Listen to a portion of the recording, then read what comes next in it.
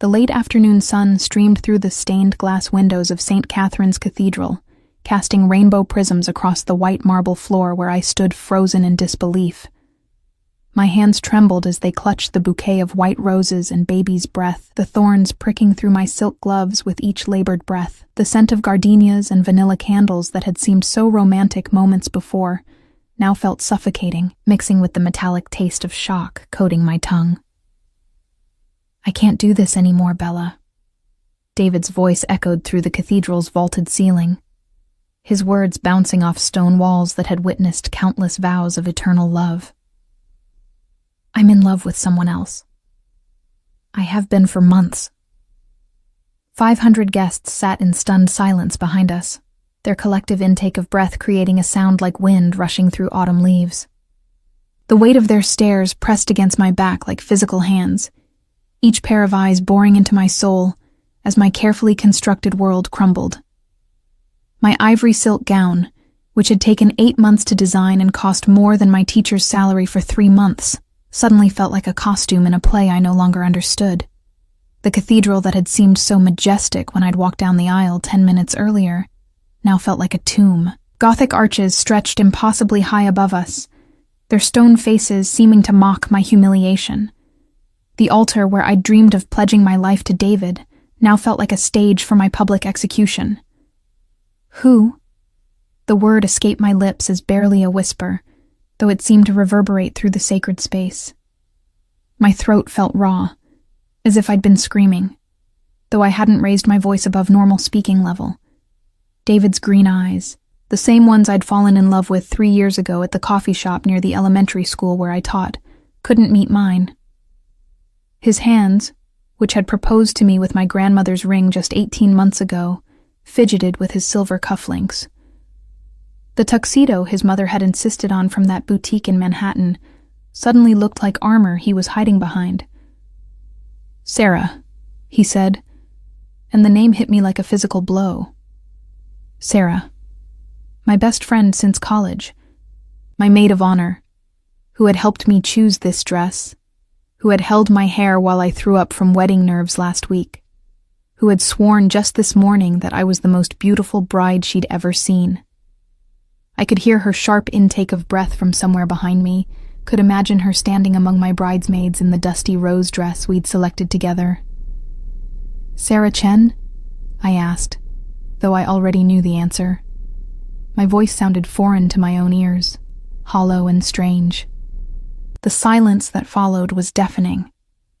I could hear every small sound amplified, the soft rustle of silk and taffeta as guests shifted uncomfortably in their pews, the distant sound of traffic on Fifth Avenue filtering through the massive wooden doors, the almost inaudible hum of the air conditioning system trying to cool 500 bodies in formal wear.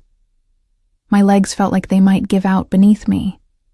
The cathedral floor seemed to sway like the deck of a ship, and I had to consciously lock my knees to keep from collapsing. The weight of my veil, held in place by my mother's pearl comb, suddenly felt like it might drag me backward into the marble. "We didn't mean for it to happen," David continued, his words gaining strength as if confessing was lifting some great weight from his shoulders. "It just did. We tried to fight it, but love isn't something you can control." Love. The word tasted bitter in my mouth.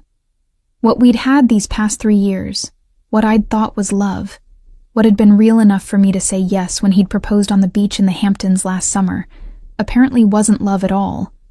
At least not for him. I turned slightly, enough to see Sarah standing frozen among my bridesmaids. Her olive skin had gone pale beneath her carefully applied makeup, and her dark eyes were wide with what looked like genuine terror. The roses in her bouquet were trembling, a mirror of my own shaking hands.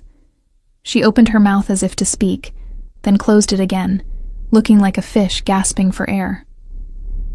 "How long?" I heard myself ask, though I wasn't sure I wanted to know the answer. 6 months, David admitted, and I felt something inside my chest crack like ice in warm water. 6 months, half a year of lies, 6 months of planning this wedding, of menu tastings and flower selections and dress fittings, while my fiancé was in love with my best friend. 6 months of me excitedly showing David every detail of our wedding plans while he was probably thinking about her. 6 months of Sarah listening to me gush about my dress, my flowers, my future, while she was betraying me in the most fundamental way possible. The irony wasn't lost on me that I was a teacher, someone whose job it was to shape young minds and help children understand the difference between right and wrong. And I hadn't seen this coming. I prided myself on being observant, on noticing when my students were struggling or when something was wrong at home. Yet I'd been blind to the 2 people closest to me falling in love behind my back. "The wedding is off," David announced to the gathered crowd, his voice carrying the authority of someone accustomed to making boardroom decisions. His family owned 3 successful restaurants in the city, and he'd inherited that natural command presence that had initially attracted me to him. Now it just felt like salt in an open wound. A collective murmur rose from the pews, 500 voices creating a sound like distant thunder. I could hear his mother's sharp gasp from the front row, could practically feel my own mother's humiliation radiating from where she sat in her carefully chosen mother-of-the-bride dress. All those people, all those expensive invitations, all that planning and preparation and hope, reduced to nothing in a matter of minutes. My bouquet slipped from my nerveless fingers, landing on the marble with a soft thud that seemed unnaturally loud in the echoing space. White rose petals scattered across the stone like tears, and the baby's breath looked suddenly like tiny bones. The symbolism wasn't lost on me. The death of everything I'd thought my life was going to be. I needed to leave. The thought penetrated the fog of shock that had settled over my mind like a thick blanket. I needed to get out of this cathedral, away from the stares and whispers and the crushing weight of public humiliation. But my feet felt rooted to the marble floor, as if the stone had reached up and claimed me. Just as I managed to take one shaky step backward, preparing to flee down the aisle past all those watching faces, a voice cut through the cathedral's stunned silence. "That's enough." The voice was deep, commanding, with the faintest trace of an Italian accent that turned simple words into music. It came from somewhere in the back of the cathedral, and something about its tone made every person in the building turn to look. Even David, who had been reaching toward me as if to comfort me, froze mid-gesture. I turned along with everyone else, my heart hammering against my ribs so hard I was sure people could hear it. Through the forest of turned heads and craning necks, I saw a man standing in the back pew. But from this distance, I couldn't make out his features clearly.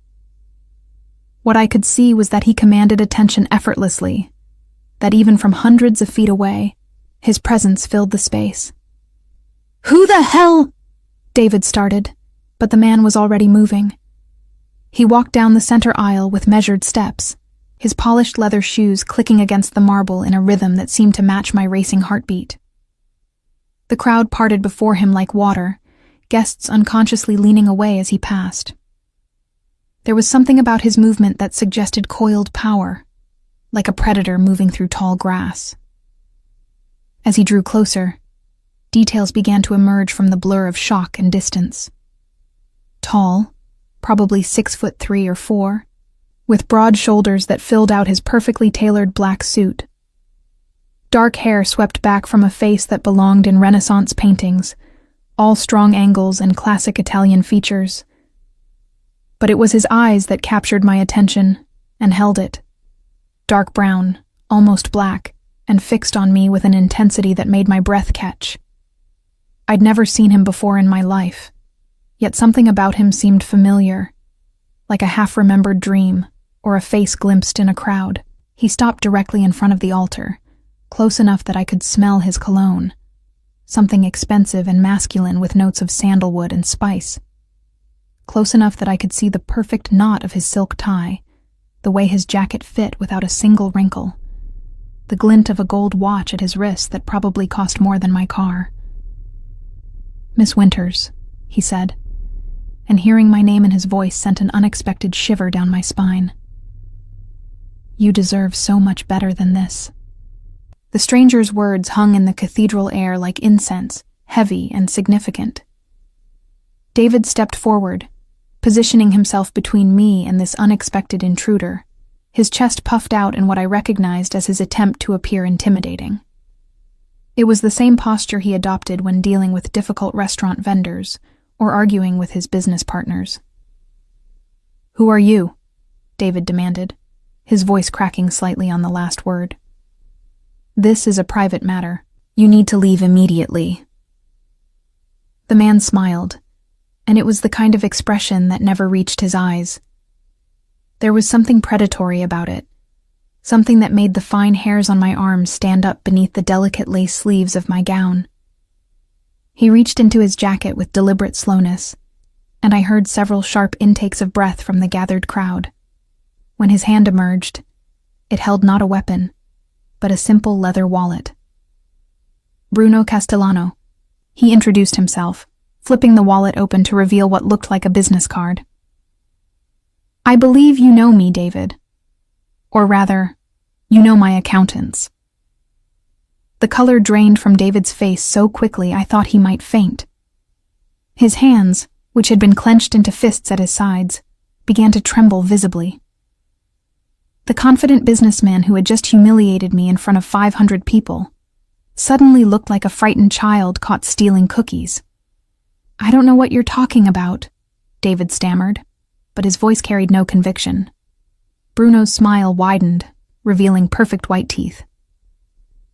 $47,000, he said conversationally, as if discussing the weather. "That's what you owe my organization. Poker debts from the games at the Meridian Club. You've missed 3 payments." A collective gasp rippled through the cathedral. I felt my own mouth fall open in shock. David had gambling debts? To what organization?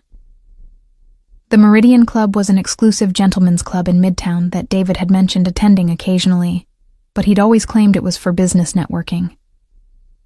"This isn't the time or place," David hissed, glancing nervously at the crowd of wedding guests who were now leaning forward in their seats, straining to catch every word. "On the contrary," Bruno replied, his voice carrying easily through the vaulted space. "This is exactly the time and place. You see, when a man owes me money and then decides to publicly humiliate an innocent woman, it becomes my business." He turned to face me then, and the full force of his attention was like standing in front of a blazing fire. His dark eyes seemed to see straight through me, past the elaborate wedding dress and carefully applied makeup to something deeper. When he spoke again, his voice was gentler, though it still carried that underlying current of power. "Miss Winters, how long have you been teaching at Lincoln Elementary?" The question caught me completely off guard. What? How do you— 4 years. He answered his own question. "You teach 3rd grade. Your classroom is decorated with watercolor paintings your students made, and you stay late every Thursday to tutor children who are struggling with reading." My mouth went dry. How could this stranger possibly know such specific details about my life? "I don't understand." "The Castellano Foundation provides funding for the after-school art program at your school," Bruno explained, his eyes never leaving mine. "I've seen the reports. Your dedication to those children is remarkable." The Castellano Foundation. I'd heard the name mentioned in faculty meetings, knew that they provided grants for various educational programs throughout the city, but I'd never paid much attention to the source of the funding. Now, standing in my ruined wedding dress, while this mysterious man revealed intimate details about my professional life, I felt like Alice tumbling down the rabbit hole. "You've been watching me," I whispered, and something that might have been hurt flashed across his features. "Protecting you," he corrected softly. "For longer than you know." Before I could process what that meant, David stepped forward again, his face flushed with anger and something that looked like desperation. "Look, Castellano, I'll get you your money. Just not here, not now. This is my wedding." "No," Bruno interrupted, his voice hardening like steel. This is the day you chose to destroy the life of the most remarkable woman in this room. This is the day you decided that your gambling addiction was more important than the woman who loved you enough to plan a future with you. Gambling addiction. The words hit me like physical blows. Not only had David been lying about his relationship with Sarah, but he'd also been hiding a serious gambling problem. How had I been so blind? How had I missed such fundamental aspects of his character? I don't have an addiction, David protested weakly. Bruno reached into his jacket again, this time producing a folded piece of paper. Shall I read the list of debts you've accumulated over the past 18 months? The Meridian Club is just the beginning. There's also the matter of the $20,000 you borrowed from the West Side Casino, and the $15,000 from private games in Atlantic City. My knees nearly buckled. $82,000 in gambling debts, more than twice my annual salary. David had been living a completely double life, and I'd been none the wiser. The expensive dinners, the luxury vacation to Europe last summer, the designer engagement ring. How much of it had been funded by borrowed money? That's impossible, I heard myself say, though even as the words left my mouth, I knew they weren't true. Too many things suddenly made sense. David's mysterious late nights at the office, his reluctance to discuss finances even as we planned our wedding, the way he'd insisted on handling all the payments for our honeymoon personally. I'm afraid it's very real, Bruno said gently, and it's not the worst of it.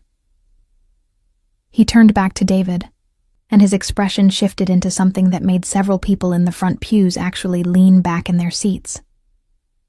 Tell her about the life insurance policy, David. David's face went from pale to gray. I don't know what you mean. The $2 million policy you took out on Miss Winters 6 months ago, right around the time you started your affair with her best friend. The cathedral erupted. Gasps and exclamations rose from the assembled guests like birds taking flight. I heard my mother's sharp cry from the front row, heard someone behind me mutter, "Jesus Christ," under their breath. The sound seemed to echo endlessly off the stone walls, creating a cacophony of shock and disbelief. But all I could hear was the blood rushing in my ears. A life insurance policy. On me. Taken out 6 months ago, around the same time David had started sleeping with Sarah. The implication was so horrifying that my mind refused to process it completely. It's not what you think, David said, but his voice was barely above a whisper now. It's standard for engaged couples to— $2 million is standard? Bruno asked, his voice carrying a dangerous edge. Without her knowledge? While you're planning to leave her for another woman? I couldn't breathe. The corset of my wedding dress, which had felt snug but manageable that morning, now seemed to be crushing my ribs. Black spots danced at the edges of my vision, and I swayed on my feet. Strong hands caught my arms, steadying me, and I realized that Bruno had moved to stand beside me. Easy, he murmured, his voice low enough that only I could hear. Breathe. Don't let him see you break. The warmth of his hands through the silk of my dress was strangely comforting, an anchor in the storm of revelations that was destroying everything I thought I knew about my life. I focused on breathing, on standing upright, on not collapsing in front of 500 people who had come to celebrate what they thought was the happiest day of my life. Miss Chen, Bruno called out, and I heard Sarah make a small, choked sound behind me. Perhaps you'd like to explain your role in this elaborate deception. I turned to look at Sarah for the first time since David's initial confession.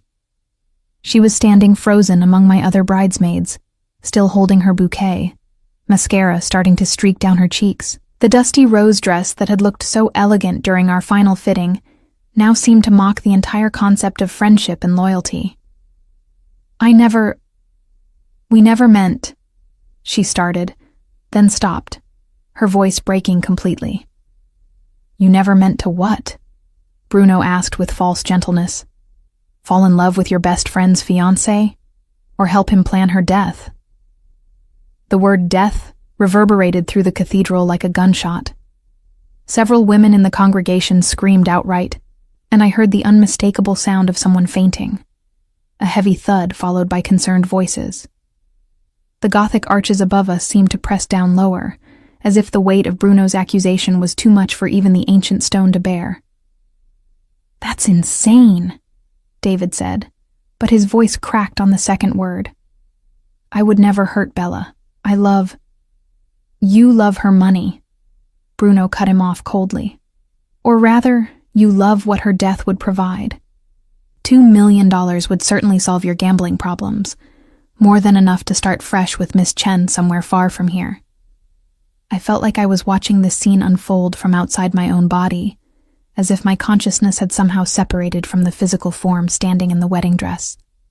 The woman who had woken up this morning excited about her wedding day. The woman who had spent an hour having her hair perfectly styled and her makeup applied felt like a stranger. That woman had believed she was loved, had believed she understood the man she was about to marry. How? The word escaped my lips before I could stop it. "How were you planning to—" I couldn't finish the sentence, couldn't bring myself to ask how the man I'd shared a bed with for 2 years had been planning to kill me. David's silence was answer enough, but Bruno apparently felt the need to fill in the details. "The honeymoon in Costa Rica," he said, his voice clinical and cold. "Remote location, plenty of opportunities for accidents, hiking trails with dangerous cliffs, rental cars with questionable brake systems, perhaps a tragic drowning in those beautiful but treacherous ocean currents." Each possibility he listed felt like a knife sliding between my ribs. The honeymoon I'd been so excited about, the 2 weeks in paradise that I'd been counting down to for months, had been planned as my execution.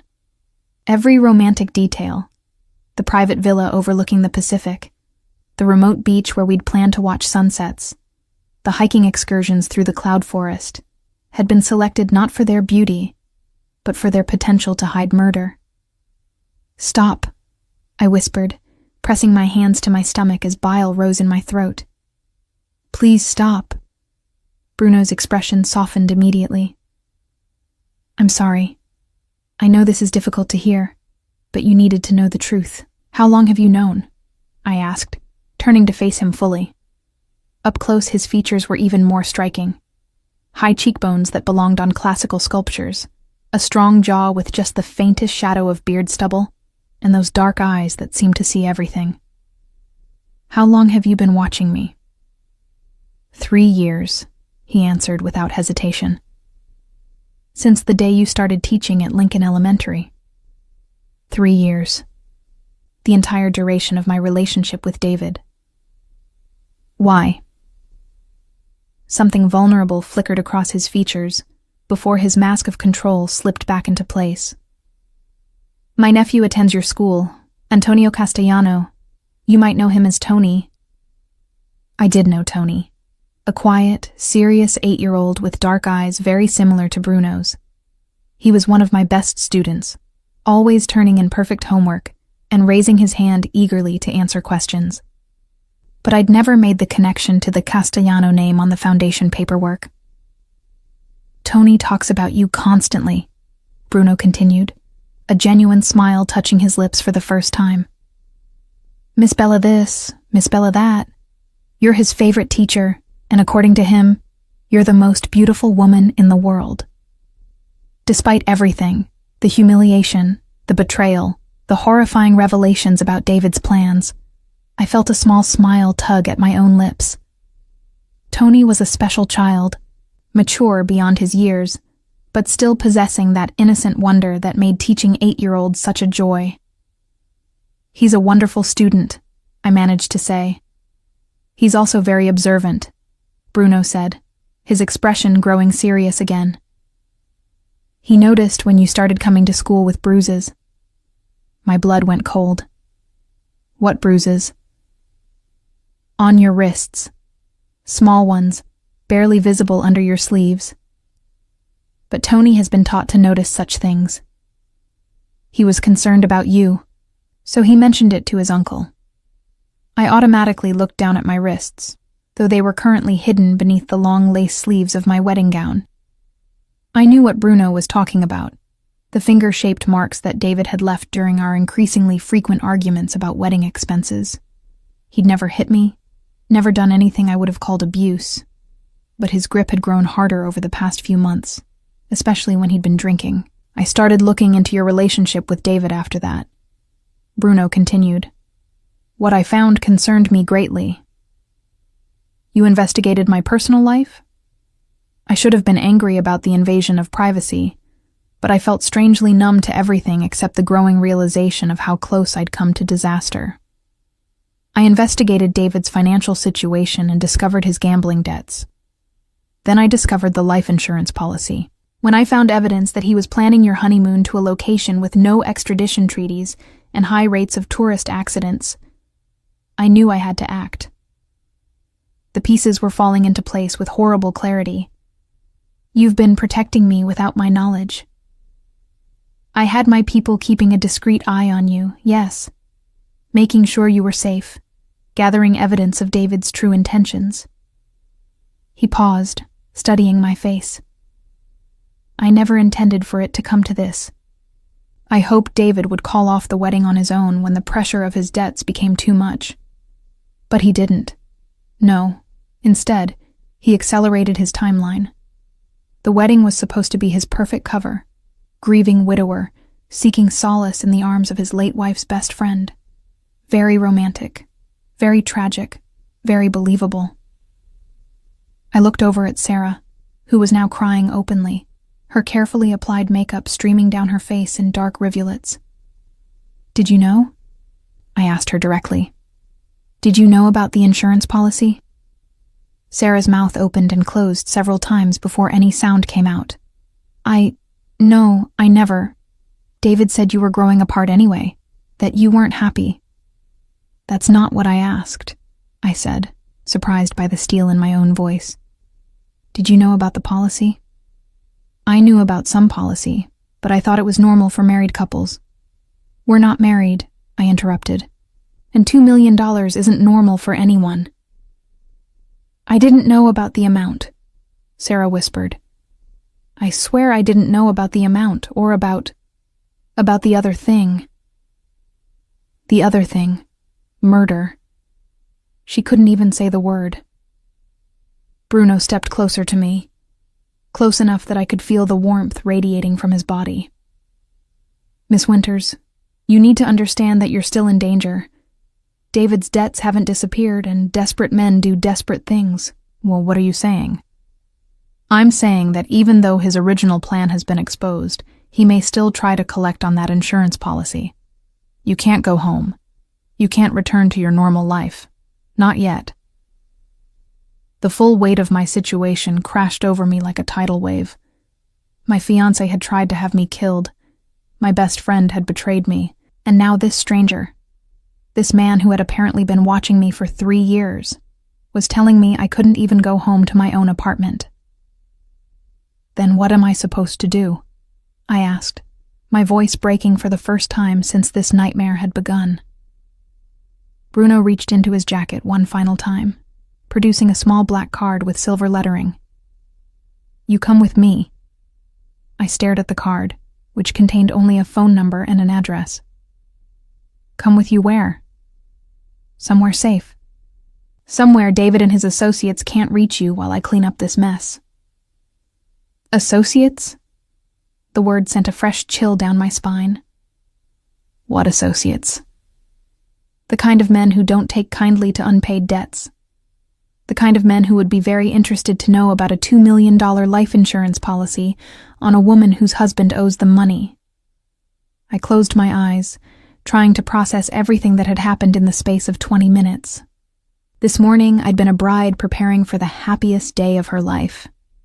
Now I was apparently the target of a murder plot involving gambling debts and life insurance fraud.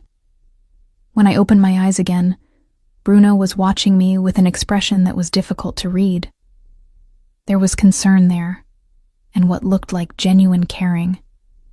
But there was also something else, something deeper and more complex. Why should I trust you? I asked, I don't even know you. Because, he said simply, I'm the only one who's been telling you the truth.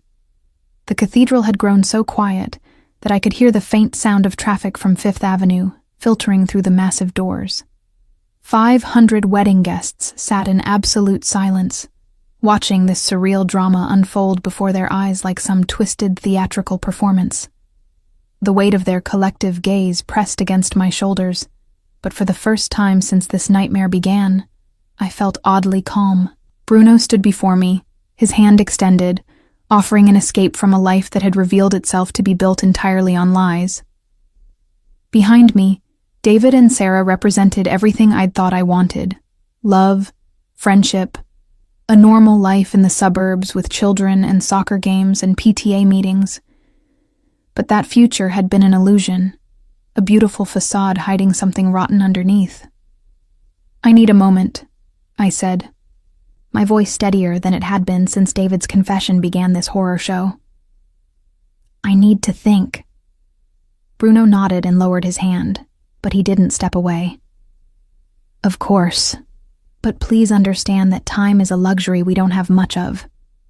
I looked out over the sea of faces in the pews. My mother sat in the front row, her face a mask of shock and confusion. She'd spent $30,000 on this wedding, money she could barely afford on her nurse's salary. My father, who had walked me down this aisle just half an hour ago, with tears of pride in his eyes, looked like he'd aged 10 years in the past 20 minutes. In the third row, I spotted my colleagues from Lincoln Elementary. Mrs. Rodriguez, the principal, sat with her mouth hanging open. Next to her, Jennifer and Amanda from the 4th grade team looked like they were watching a car accident in slow motion. These people had come to celebrate with me, had taken time out of their Saturday to witness what they thought would be the beginning of my happily ever after. Instead, they'd gotten front row seats to the most spectacular public humiliation in New York wedding history. The police, I said suddenly, turning back to Bruno. Shouldn't we call the police? If David really was planning to kill me. With what evidence? Bruno asked gently. A life insurance policy is legal. Planning a honeymoon to Costa Rica is legal. Even gambling debts are legal if inadvisable. But you said you had evidence. I have suspicions and circumstances. I have a pattern of behavior that suggests intent. But unless David actually attempts to harm you, the police can't act on my concerns. The futility of my situation settled over me like a lead blanket. David had been planning my murder with what sounded like meticulous care, but until he actually tried to kill me, he was legally untouchable, and if he succeeded in his attempt, I wouldn't be around to press charges. What about the gambling debts? I asked. Isn't that something the police would be interested in? Bruno's smile was genuinely amused. Miss Winters, gambling debts are a civil matter, not a criminal one. My organization operates several legitimate businesses. The loans we make are properly documented and completely legal. Something about the way he said, legitimate businesses, made me wonder what his illegitimate businesses might involve. But I decided that was a question for another time.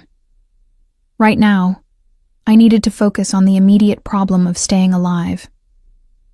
If I go with you, I said slowly, what exactly does that mean? Am I your prisoner, your guest, your responsibility? You're under my protection, Bruno replied, and something in his voice made the distinction sound important. That means no one can harm you without answering to me. It means you'll be safe, comfortable, and free to make your own choices about your future. But not free to leave. He was quiet for a moment, considering his words carefully. Not immediately, no. David knows where you live, where you work, who your friends are. Until I can neutralize the threat he represents, it wouldn't be safe for you to return to your normal life. I glanced over at David, who was standing frozen near the altar like a deer caught in headlights. His expensive tuxedo was wrinkled now, and sweat stains had appeared under his arms despite the cathedral's air conditioning. This was the man I'd planned to spend my life with.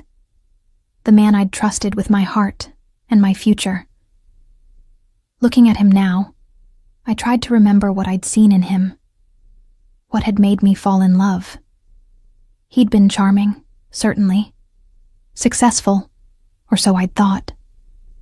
He'd made me laugh, had been attentive and romantic during our courtship. But had any of it been real? Or had I been just another mark in some elaborate long-term con game? "David," I said, and he looked up at me with what might have been hope in his eyes. "Look me in the eye and tell me you never planned to hurt me." He opened his mouth immediately, the denial clearly ready on his lips. But something in my expression must have stopped him. We stared at each other across the space between us, and I watched as the last of his pretenses crumbled away. He started, then stopped. His shoulders sagged, and suddenly he looked like a broken man rather than a confident businessman. "I was in so deep, Bella. You don't understand the kind of people I owe money to. They were going to kill me. So you decided to let them kill me instead. It wasn't supposed to be like that. It was supposed to look like an accident. You wouldn't have suffered." "Stop talking," I said sharply, cutting him off before he could make it worse. "Just stop." The admission hung in the air between us like poison gas. Even though I'd already known the truth, hearing him confirm it still felt like being stabbed. The man I'd loved had been planning to murder me to solve his financial problems. The man I'd trusted with my life had been willing to take that life to save his own skin. I turned back to Bruno, who had been watching this exchange with dark eyes that missed nothing. "If I go with you, what happens to him?" "That depends on him," Bruno replied. "If he cooperates with my efforts to clean up this situation, if he provides full information about his debts and his contacts, he might live through this experience. And if he doesn't cooperate?" Bruno's expression didn't change, but something cold and final flickered in his eyes. "Then he won't." I should have been horrified by the casual way he discussed David's potential death. I should have been appalled by the implied violence, should have insisted that we contact the authorities instead of handling this through whatever shadowy methods Bruno had in mind. But all I felt was a strange sense of relief that someone was finally taking charge of the situation. "Sarah," I called out, and my former best friend looked up with tears streaming down her face. "Were you ever really my friend?" "Yes," she whispered. "I swear to you, Bella, I was. I am. I never meant for any of this to happen. But you let it happen anyway." She had no answer for that, which was answer enough. I looked down at my left hand, where my grandmother's engagement ring caught the cathedral's stained glass light, and threw it back in rainbow fragments. The ring that had belonged to a woman who'd been married to the same man for 67 years, who'd believed in true love and forever promises. I slipped it off my finger and held it out to David. "This belongs to my family," I said, "not to yours." He took the ring with shaking hands, and I noticed that his fingers were trembling almost as badly as mine had been earlier.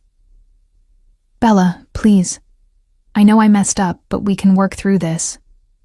"You tried to have me killed," I said simply. "There's no working through that." I turned back to Bruno, who was waiting patiently for my decision. His dark eyes were warm with something that looked like understanding, and when he extended his hand again, it felt like a lifeline. "If I go with you," I said, "I want your word that you won't hurt David unless he tries to hurt me first." Bruno considered this for a moment, then nodded. "You have it. And I want to know exactly what kind of protection you're offering and what the terms are." "Agreed." I took a deep breath, inhaling the scent of gardenias and candle wax and the faint cologne that clung to Bruno's skin. Behind me, I could feel the weight of 500 pairs of eyes, could practically hear the gossip that would spread through the city's social circles before the sun set. Bella Winters, left at the altar by her cheating fiancé, rescued by a mysterious stranger who might or might not be connected to organized crime. It sounded like the plot of a romance novel, not like real life. But then again, my real life had turned out to be stranger than any fiction I'd ever read. I placed my hand in Bruno's, and his fingers closed around mine with gentle strength. "Okay," I said. "I'll go with you." The warmth of his smile was like sunshine breaking through storm clouds. "You won't regret this choice." As he led me down the center aisle past the sea of shocked faces, past my parents and my colleagues and all the witnesses to this spectacular disaster, I couldn't help but wonder if I already did. But as we reached the massive cathedral doors, and Bruno's driver stepped forward to open them, I realized that regret was a luxury I couldn't afford. The woman who had walked down this aisle an hour ago in a cloud of romantic dreams was gone forever. Whatever came next, whoever I was about to become, at least I would be alive to find out. The late afternoon sun hit my face as we stepped outside, and for the first time in hours, I could breathe freely. Behind us, the cathedral doors closed with a sound like thunder, sealing away the wreckage of my former life. Ahead of us, a sleek black sedan waited at the curb, its engine purring with expensive precision. "Where are we going?" I asked as Bruno helped me into the back seat, gathering the layers of my wedding dress so they wouldn't catch in the door.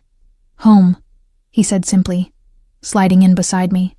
But as the car pulled away from the cathedral and into the flow of Manhattan traffic, I realized that I no longer had any idea what that word meant. The drive through Manhattan passed in a blur of afternoon sunlight, and city sounds filtered through the sedan's tinted windows. I sat in the back seat beside Bruno, acutely aware of the rustling silk of my wedding dress every time I moved, the weight of my veil still pinned to my hair with my mother's pearl comb.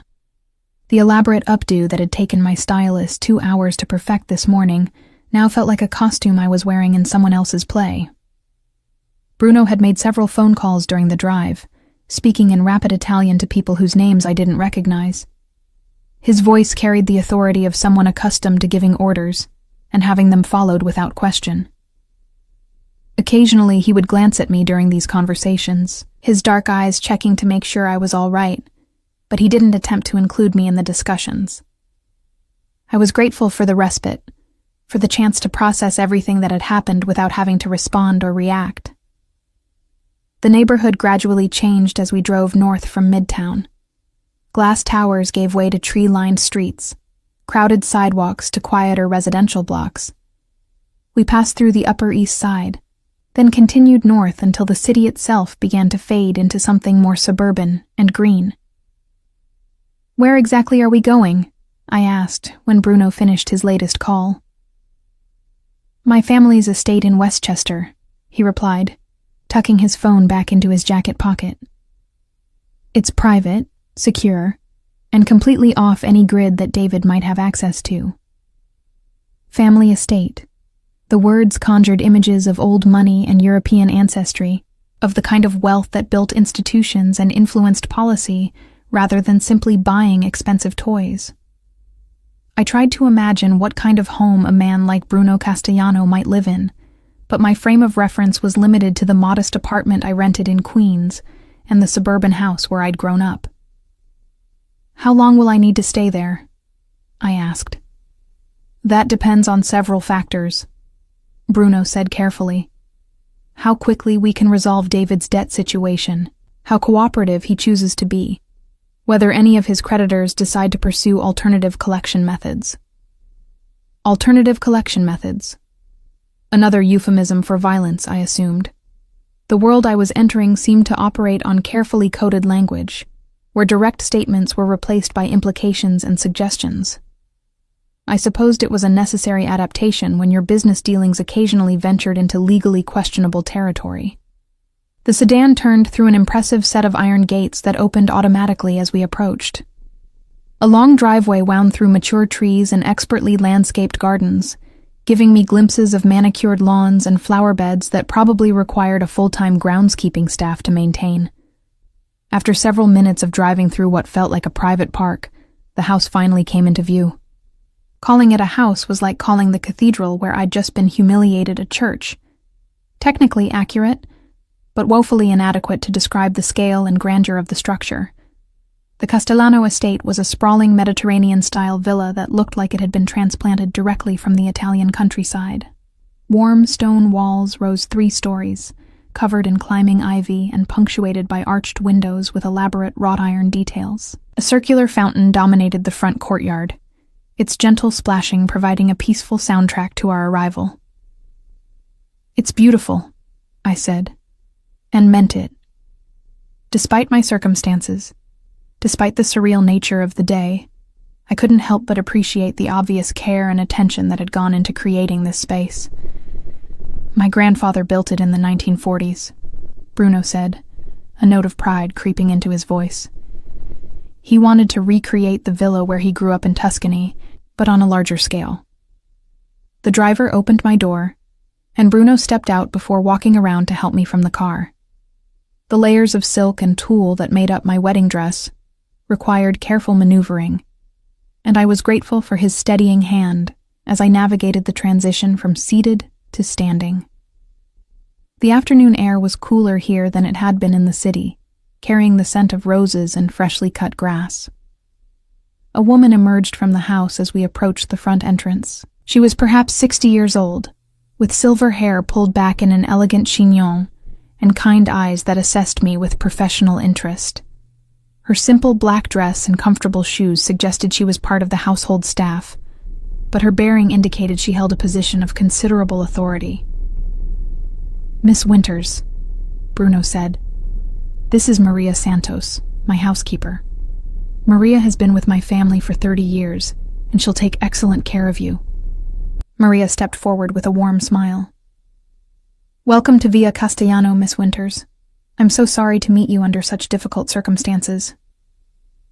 The genuine sympathy in her voice nearly brought tears to my eyes. After hours of shock and betrayal and confusion, simple human kindness felt like a balm on raw wounds.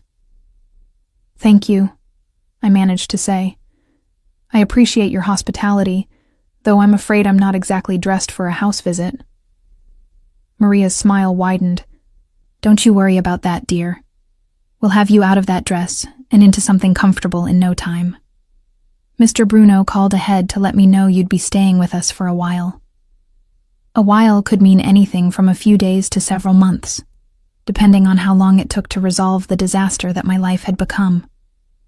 The uncertainty should have bothered me more than it did, but I found myself oddly relieved to have decisions taken out of my hands for the moment. The past few hours had required more emotional processing than I felt capable of handling. Bruno led us into the house, and I found myself in an entrance hall that belonged in a museum. The ceiling soared 2 stories above us, supported by carved wooden beams that had probably been crafted by artisans who learned their trade from their fathers and grandfathers. A sweeping staircase curved upward to the 2nd floor, its wrought-iron banister and work of art in itself. Paintings that looked suspiciously like originals hung on the walls between niches that held classical sculptures. "Your room is ready upstairs," Maria said, already moving toward the staircase. "I've laid out some clothes that should fit you until we can arrange for your own things to be brought over." The mention of my own things reminded me that I had an entire life I'd left behind at the cathedral. My purse was still in the bridal suite where I'd gotten ready this morning. My car was parked in the lot behind the church. My apartment contained everything I owned in the world except for the wedding dress I was currently wearing.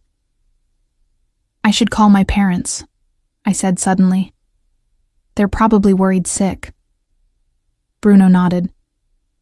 "Of course. There's a phone in your room and Maria can help you with anything you need." As we climbed the staircase, I caught glimpses of other rooms through open doorways. A library with floor-to-ceiling bookshelves, a formal dining room with a table that could easily seat 20 people, a living room with furniture that looked both antique and comfortable. Everything spoke of old money and established taste, of a family that had been wealthy for generations rather than one that had recently acquired their fortune. The room Maria showed me to was larger than my entire apartment. French doors opened onto a private balcony overlooking the gardens, and the afternoon sun streamed through white curtains that fluttered in the gentle breeze. A king-sized bed dominated one wall, its linens crisp and white and inviting. An antique armoire stood opposite, its doors open to reveal an array of clothing in what appeared to be my size. "How did you know what size to get?" I asked, running my hand over a soft cashmere sweater. Maria exchanged a glance with Bruno. "Mr. Bruno has very good judgment about such things," she said diplomatically. The implication was clear. Bruno had been observing me closely enough to accurately estimate my clothing size. It should have been creepy, but given that his observation had probably saved my life, I found myself oddly grateful for his attention to detail. "I'll leave you to get settled," Bruno said from the doorway. "Maria will show you where everything is, and dinner will be ready whenever you're comfortable. There's no rush." After he left, Maria helped me out of the wedding dress with the practiced efficiency of someone who had dealt with elaborate formal wear before. The process of removing the dozens of tiny buttons and complex undergarments felt symbolic, like shedding not just clothing, but the entire identity of the woman who had put them on that morning. When I was finally free of the silken tulle, Maria hung the dress carefully in the armoire. "We'll have it cleaned and preserved," she said. "You may want to keep it someday, even if the memories associated with it aren't pleasant." I doubted I would ever want to see the dress again, but I appreciated her thoughtfulness. She helped me select comfortable clothes from the armoire: soft jeans that fit perfectly, a cream-colored sweater that felt like a hug, and slippers that were exactly my shoe size. The accuracy of Bruno's estimates was becoming increasingly impressive and slightly unnerving. "There's a private bathroom through that door," Maria explained, "and if you need anything at all, just pick up the phone and dial 0. Someone will always answer." When I was finally alone, I sank into the chair by the French doors and tried to process everything that had happened.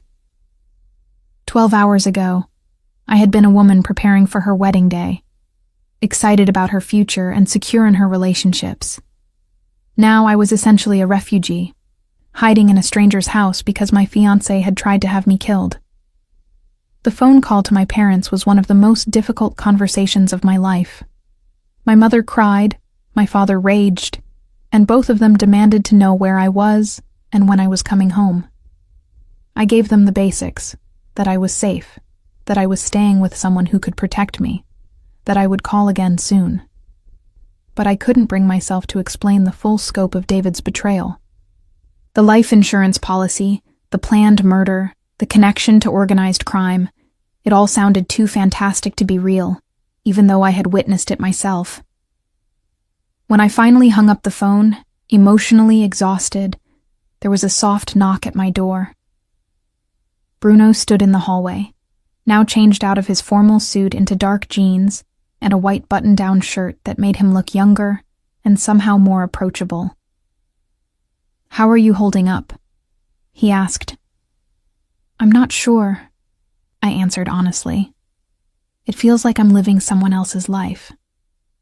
"That's not an uncommon feeling when your world changes suddenly," he said. "It takes time to adjust to new circumstances." He spoke with the authority of someone who had experienced dramatic upheavals in his own life. I found myself curious about his story, about how he had come to be the kind of man who could casually dismantle someone's murder plot in the middle of a wedding ceremony.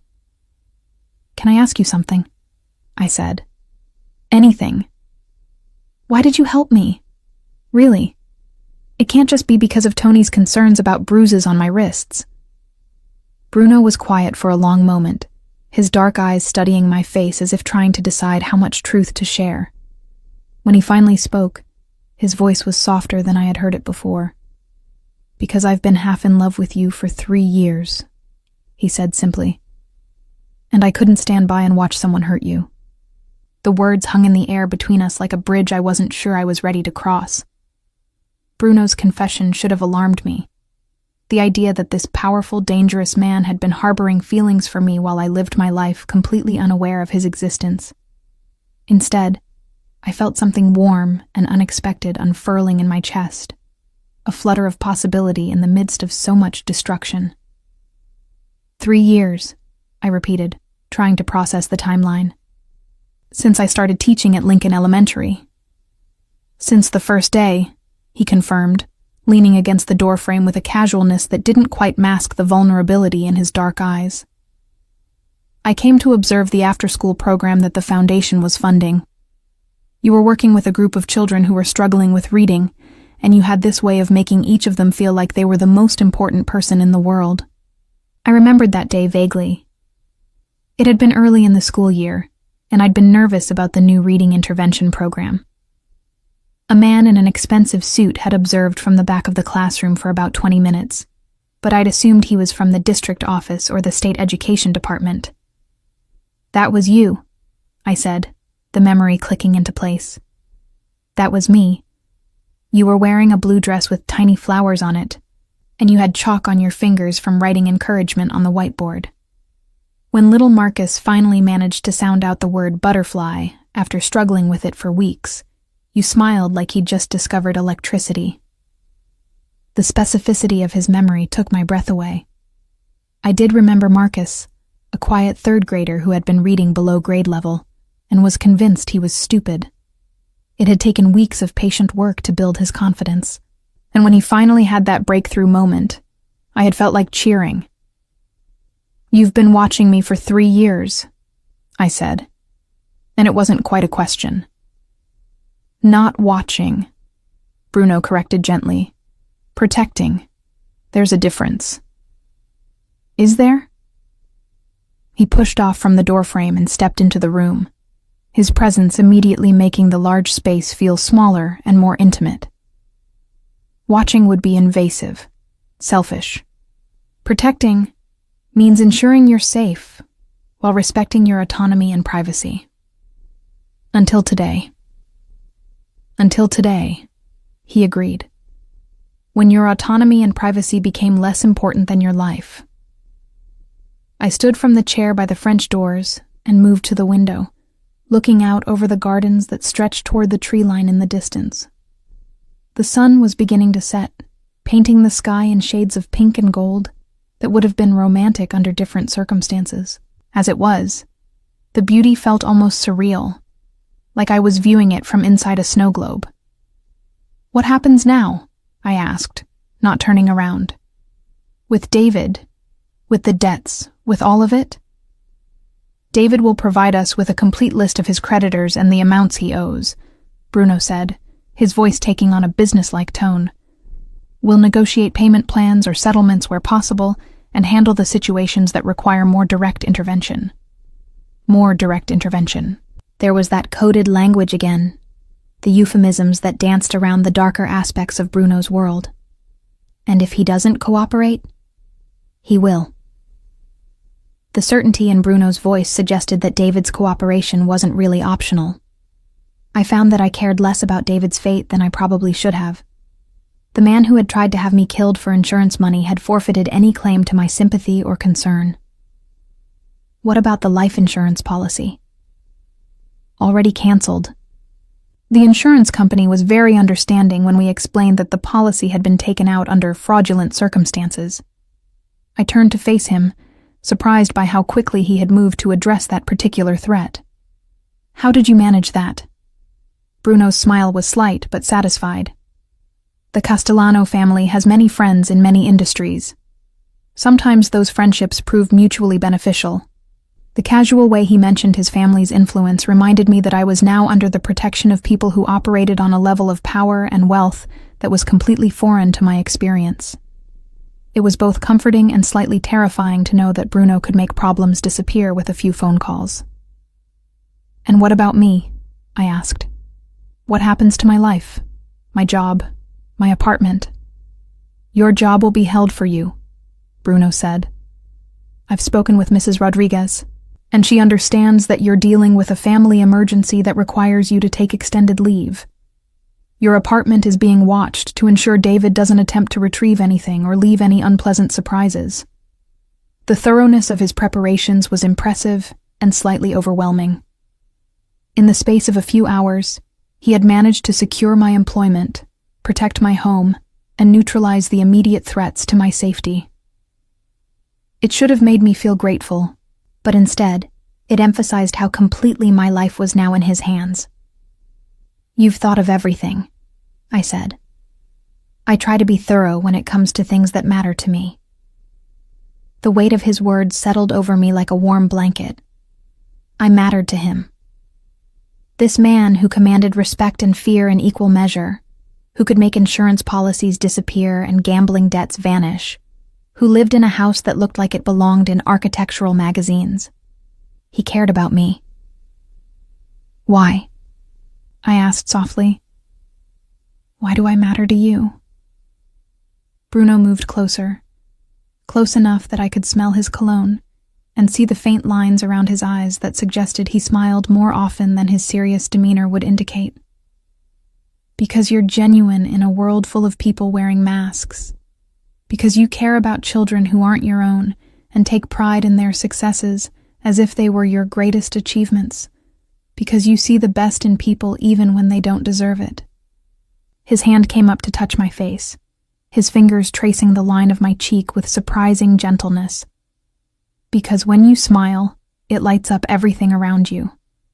And because I've spent 3 years imagining what it would be like to protect you, to care for you, to love you the way you deserve to be loved. My breath caught in my throat. The intensity in his dark eyes was almost overwhelming, a heat that seemed to see straight through to my soul. This was desire, but it was more than that. It was devotion, pure and consuming, and slightly terrifying in its scope. Bruno, I whispered, not sure what I wanted to say. I know this is overwhelming, he said, his thumb brushing across my lower lip.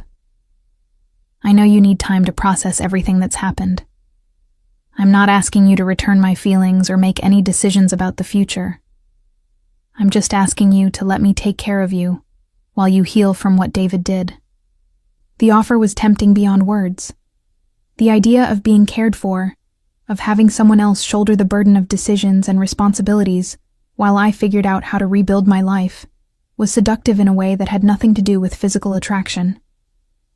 Though the physical attraction was definitely there. A slow burn that had been building since the moment he'd walked down the cathedral aisle to rescue me. What if I can't? I asked. What if I can't heal from this? Can't learn to trust again? Then I'll wait, Bruno said simply, however long it takes. Before I could respond, he leaned forward and pressed his lips to my forehead in a kiss that was tender rather than passionate, protective rather than possessive. It was the kind of gesture that spoke of infinite patience and deep caring, and it made my heart ache with emotions I wasn't ready to name. Dinner will be ready in an hour, he said, stepping back and giving me space to breathe. Maria's made osso buco, and she'll be offended if you don't at least try it. After he left, I sank back into the chair by the window and tried to make sense of the day's events.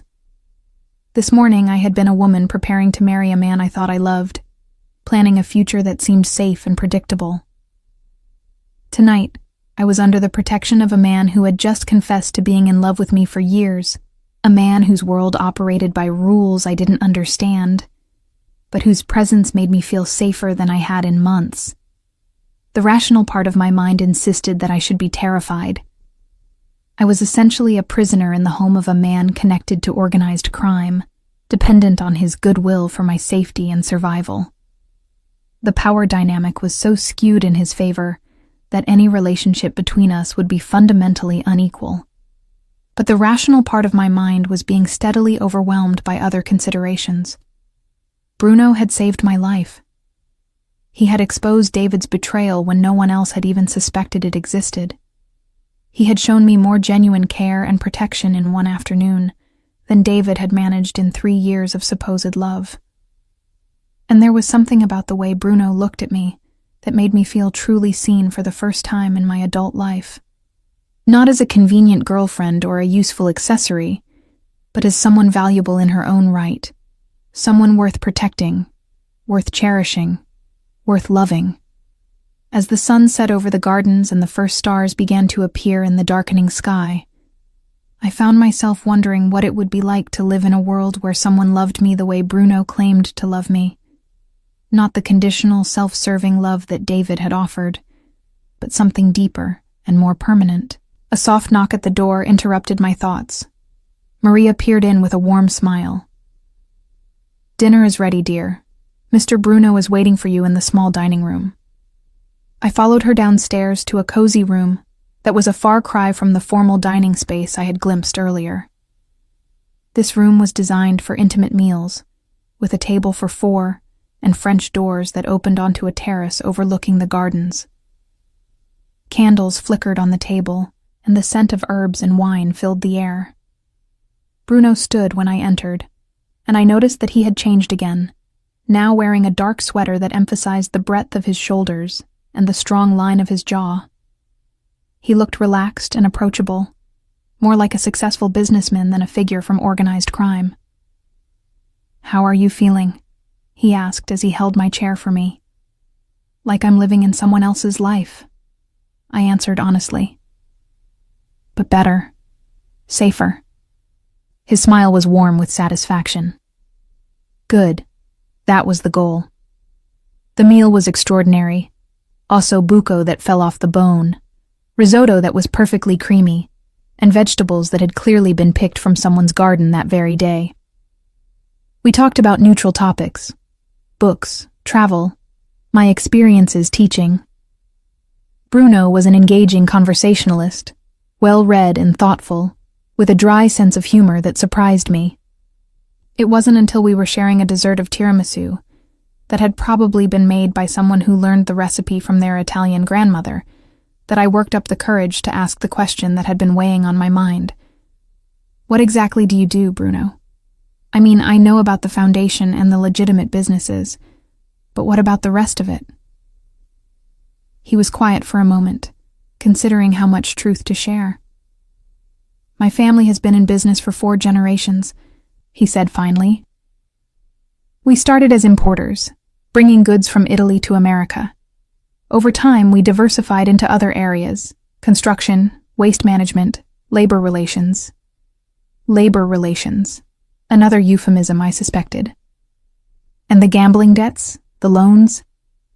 Sometimes people need money quickly, and traditional banks aren't able to help them. We provide alternative financing options. At higher interest rates." "Considerably higher," he confirmed without apology. "The higher rates reflect the increased risk of lending to people with poor credit or unstable income." "And when people can't pay?"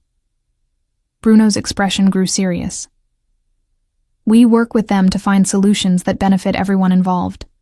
Violence is bad for business and draws unwanted attention from law enforcement." I believed him mostly. Bruno struck me as a pragmatist rather than a sadist, someone who would use intimidation and influence before resorting to actual violence. But I also wasn't naive enough to think that his world was free from danger or moral ambiguity. "Are you afraid of me, Bella?" he asked quietly. I considered the question seriously, examining my feelings rather than giving an automatic response. "I should be," I said finally, "but I'm not. I probably should be more concerned about the implications of being under the protection of someone in your line of work. But honestly, after what David was planning to do to me, your world seems almost refreshingly honest." Bruno laughed, a rich sound that transformed his entire face. "Refreshingly honest. I've never heard organized crime described quite that way before." "At least you're upfront about what you are," I said. "David spent 3 years lying to me about everything: his finances, his feelings, his intentions. You've been more honest with me in 1 day than he was in 3 years. Honesty is a luxury I can afford with you," Bruno said. "I don't need to pretend to be something I'm not to win your affection." The implication was clear. He was confident enough in his own appeal that he didn't need to resort to deception. It should have struck me as arrogant, but instead I found it refreshing. After years of David's subtle manipulations and half-truths, Bruno's directness was like breathing clean air. As the evening wound down and fatigue began to set in, I found myself reluctant to end the conversation, for the first time since the nightmare had begun at the cathedral. I felt almost normal, like a woman having dinner with an attractive man, rather than a refugee hiding from would-be murderers. "I should let you get some rest," Bruno said, rising from his chair as I stifled a yawn. "It's been a long day." The understatement of the century, I thought. "Bruno," I said as he moved to escort me back to my room. "Thank you. For everything. I don't know how I'll ever repay you." He stopped walking and turned to face me, his dark eyes serious. "You don't owe me anything, Bella. Protecting you isn't a transaction. It's a privilege." In that moment, standing in the candlelit dining room of his family's estate, I felt something shift inside my chest. The walls I had built around my heart after David's betrayal began to crack, letting in the possibility that not all men were liars, that not all love was selfish.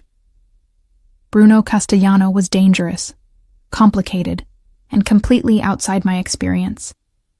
But he was also the man who had saved my life, who looked at me like I was precious, and who had just declared his intention to protect me without asking for anything in return. As he walked me to my room and bid me good night with another gentle kiss on my forehead, I found myself wondering if maybe, just maybe, the worst day of my life might also be the beginning of something extraordinary.